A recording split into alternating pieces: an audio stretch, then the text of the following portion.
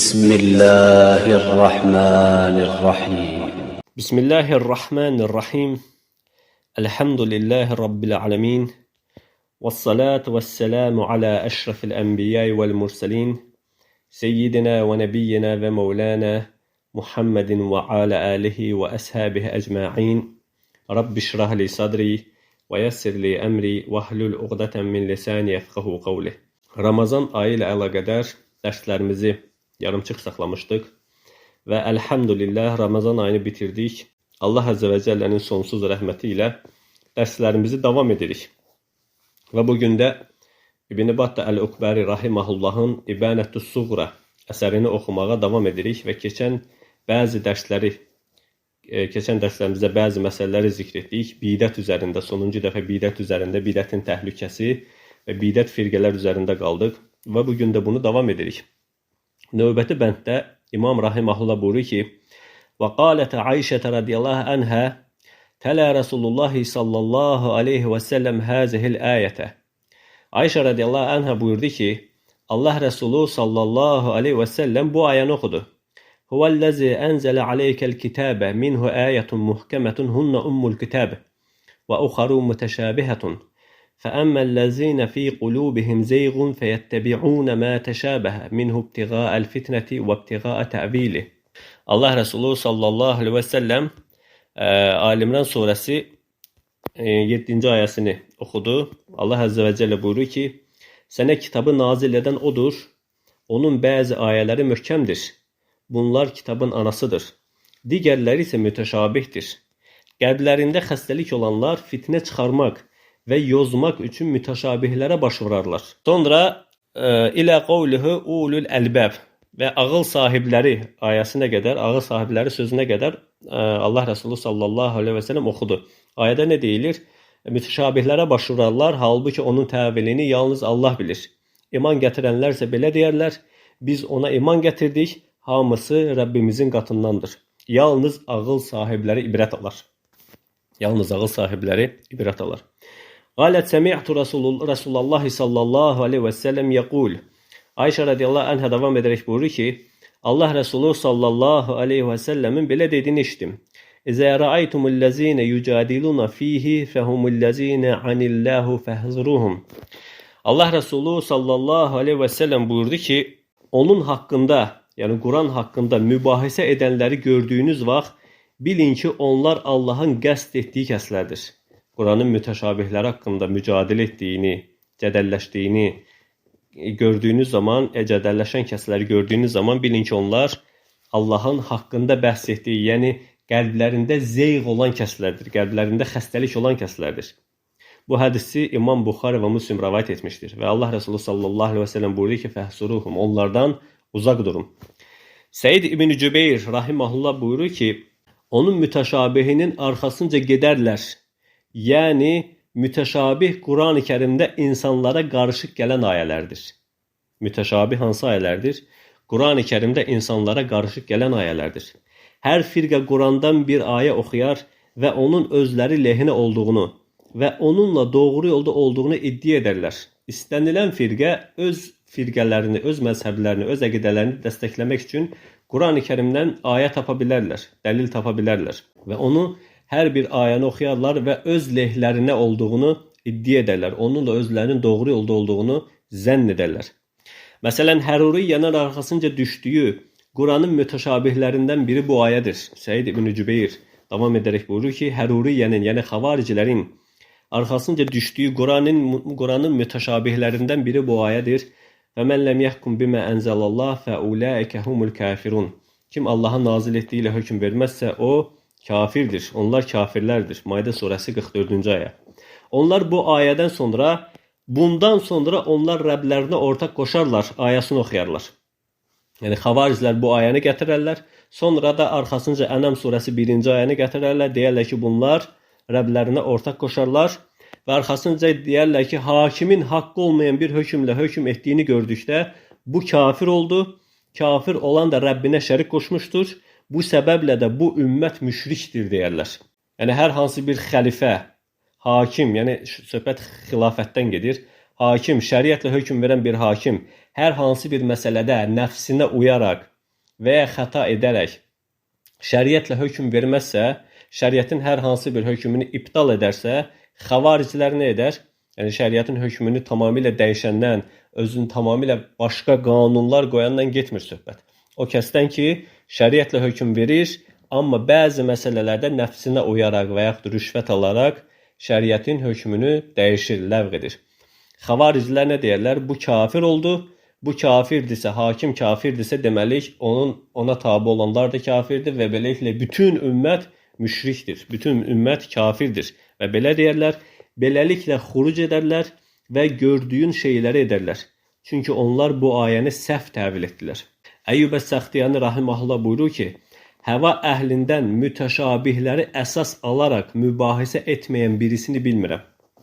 Həva əhlindən mütəşabihləri əsas alaraq mübahisə etməyən birisini bilmirəm.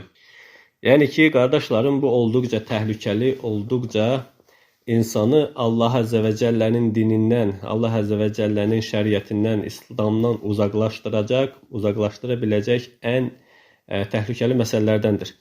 Bəs biz bu bidətdən, bu zəlalətdən xilas olmaq üçün nə edək? Nə etməliyik ki, bu cürə bidətlərə düşməyək, bu cürə zəlalətlərə düşməyək? Onun tək yolu Quran-ı Kərimin ayələrini öz əqlimiz, öz həvamız ilə şərh etməkdən uzaq olmaq. Hər bir ayəni sələfin təfsir etdiyi şəkildə təfsir etməkdir. Yəni, qısacası sələfə tabi olmaq. Sələfə tabi olmayan hər kəs zəlalətdədir. Bütün zəlalətə düşən firqələrin zəlalətə düşmə səbəbi sələfi tərk etmələri, ayə və hədisləri sələfin təfsir etdiyi kimi yox, öz həvaları, öz əqilləri ilə təfsir etmələridir, qardaşlar. İbn Teymiyyə rahimehullah buyurur ki, mən bir ayə haqqında hökm verməzdən əvvəl 100 təfsirə baxardım. Bu, onların salamat qalmalarının, haqdan azmamalarının səbəbidir. Çünki bizim mənhəcimiz Quran və sünnəti öz əqlimizlə, öz fəhmimizlə başa düşmək deyil. Sələfin başa düşdüyü şəkildə, sələfin qəbul etdiyi şəkildə qəbul etməkdir. Amma baxın günümüzə.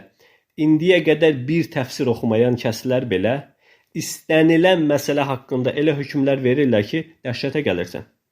Qoyur qabağına ayəni, oxuyur, başlayır təfsir etməyə. Bu ayə dəlildir ki, falan. Bu ayə dəlildir ki, falan.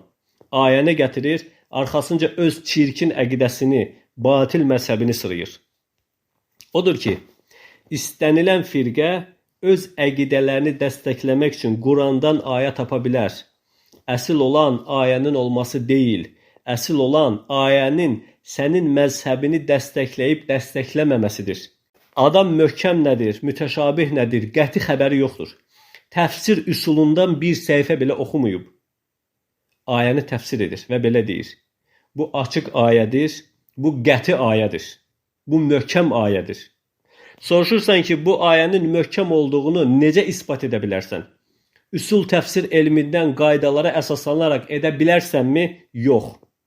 Bəs sələfdən, alimlərdən kimsə bu ayəyə möhkəm ayə dediyi və sənin təfsir etdiyin şəkildə təfsir etdiyini deyə bilərsənmi?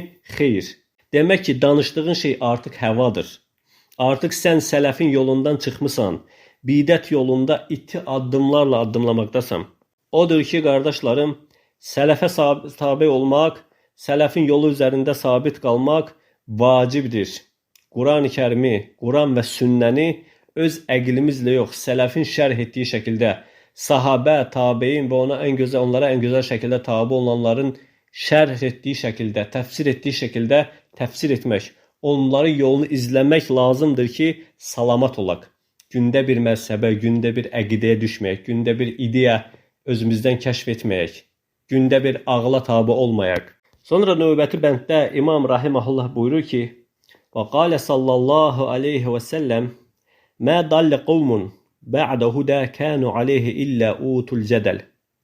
Thumma qarəə, mə dərəbuhu ləkə illə cədələn bəlhum qovmun xasimun. Allah Rəsulu sallallahu aleyhi və səlləm buyurdu ki, hidayətdən sonra azan elə bir toplum yoxdur ki, onlara cədəl verilmiş olmasın. Dinlərində mübahisə etmələri onların hidayətdən sonra azmalarının ən birinci səbəblərindəndir. Sonra bu ayəni oxudu. Onu sənə ancaq mübahisə etmək niyyəti ilə örnək gətirirlər. Xeyr, onlar cədəldə önə keçmiş bir tayfadır. Onlar cədəldə önə keçmiş bir tayfadır. Zuhruf surəsi 58-ci ayə. Bu hədisi İmam Tirmizi, İbn Məcə rivayet etmişdir. Tirmizi, Həkim hədisin səhih olduğunu demişdir və İmam Zəhəbi də onları təsdiqləmişdir. Və qalə sallallahu aleyhi və səlləm, Allah Rəsulu sallallahu aleyhi və səlləm buyurdu ki, Əl-mutəməssiku bis-sünnəti ində fəsəd ümməti ləhu əcrü 50 şəhidən. Əl-mutəməssiku bis-sünnəti ində fəsəd ümməti ləhu əcrü 50 şəhidən. Allah Resulü sallallahu aleyhi ve sellem buyurdu ki, ümmətin pozulduğu zaman sünnətimdən yapışan kəsə 50 nəfərin əcri vardır. Ümmətim ifsad olduğu zaman sünnətimdən yapışan kəsə 50 nəfərin əcri vardır. İmam Bəzzər və Təbəraninin rahimahullahın İbn Məsud radiyallahu anhudan rivayet etdiyi hədis də bu hədisi dəstəkləməkdədir. Hədisdə buyurulur ki, Allah Resulü sallallahu aleyhi ve sellem belə demişdir. Qarşıda səbir günləri vardır. O günlərdə sünnətimdən yapışan kəsə 50 nəfərin əcri vardır. Ömər radiyallahu anhu buyurdu ki, ey Allahın Rəsulu, bizdənmi yoxsa onlardanmı? Yəni bizim içimizdə sahabələrin mi 50 nəfərinin əcri yoxsa öz zamanlarındakı 50 nəfərin əcri? Allah Rəsulu sallallahu aleyhi və səlləm buyurdu ki, sizdən 50 nəfərin əcri. Yəni elə bir zaman olacaq ki, bəlkə də biz həmin zamandayıq. Fitnələrin, fəsadın, bidətin, qara buludlar kimi ümmətin üzərinə hücum etdiyi, sünnət əhlinin üzərinə hücum etdiyi bir zaman, sənin bir sünnətə yapışmağın, bir sünnətə əməl etməyin, insanları bir sünnətə dəvət etməyin 50 sahabənin əcrinə nail olmağa səbəb olacaq. Sən Allah Resulü sallallahu aleyhi və səlləmin sünnətini öyrəndiyin zaman, ona dəvət etdiyin zaman, insanları sünnətə çağırdığın zaman, bidətlərdən çəkindirdiyin zaman 50 sahabənin əcrini almış olacaqsan. İmam Sabuni buyurur ki, Əqidə kitabında buyurur ki, kim Allah Resulü sallallahu aleyhi və səlləmin sünnətindən yapışıb, onunla əməl edərsə, ondan ayrılmazsa, insanları ona dəvət edərsə, onun əcri İslamın ilk günlərində bunu edənlərin əcrindən daha çox olar. Sübhanallah. Yəni kim bu dövrlərdə sünnətə dəvət edər, sünnətdən yapışar, insanları sünnətə çağırarsa, yəni dəvət etmək şərt deyil ki, mütləq sən çıxıb dərs danışasan, dərs verəsən, kitab yazasan, hər hansı bir şey. Yəni bunu bacarmırsansa, istənilən bir kəs bir dəvətçi ola bilər. Sənin bir məqaləni paylaşmağın, bir dərsi paylaşmağın, bir dərsi başqalarına çatdırmağın, bir hədisi başqasına oxumağın, bir əzbər bildiyin bir hədisi başqasına danışmağın, İnsanları bildiyin bidətdən çəkindirməyin, hər hansı bir bidəti telefon vasitəsilə bildiyin bir bidətdən insanları uzaqlaşdırmağın belə dəvətin səbəbidir. Bu dəvətin bir növüdür. Dəvətə dəstək verməyin, bidətlərdən çəkindirən, sünnətə dəvət edən kəslərin dəvətinə dəstək verməyin dəvətin bir növüdür. Və bunu edən kəs üçün İslamın ilk dövrlərindəki kəslərin əcrindən daha çox əcr var. Təsəvvür elə Bilalın, Ammar bin Yasirin, Əbu Bəkir radiyallahu anhum əcməinin ilk dövrlərdə iman gətirənlərin başına gələn müsibətlərdə qazandıqları əcrdən daha çox əcr var.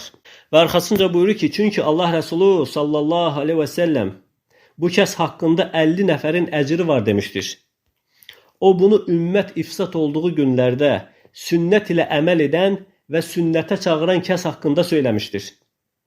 Yəni İmam Sabuni rahimehullah buyurur ki, sünnətdən yapışan kəs qızmar közü əlində alan kimsə kimidir. Bugün sünnətdən yapışmaq mənə görə Allah yolunda qılınc çəkməkdən daha fəzilətlidir. Bugün sünnətdən yapışmaq mənə görə Allah yolunda qılınc çəkməkdən daha fəzilətlidir. Və qalə sallallahu aleyhi və səlləm, Allah Resulü sallallahu aleyhi və səlləm buyurur ki, Əl-mutəməssiku bidinihi fil hərc kəl-mühaciri iləyyə. Hərc mərcilik zamanı dinində yapışan, öz dinindən möhkəm yapışan kəs mənə hicrət etmiş kimidir. Hərc mərcilik, fitnə, fəsad çoxaldığı zaman öz dininə möhkəm yapışan kəs mənə hicrət etmiş kimidir. Və qalə İbn Sirin rahimehullah, mə əxəzə rəculun bid'ətən fərəcəə sünnətə. İbn Sirin rahimehullah buyurdu ki, bir bidəti aldıqdan sonra sünnətə dönən adam yoxdur. bir bidətə düşdükdən sonra, bir bidətə bulaşdıqdan sonra sünnətə dönən adam yoxdur. Bu rivayəti İmam Darimi Əs-Sünəndə rivayet etmişdir.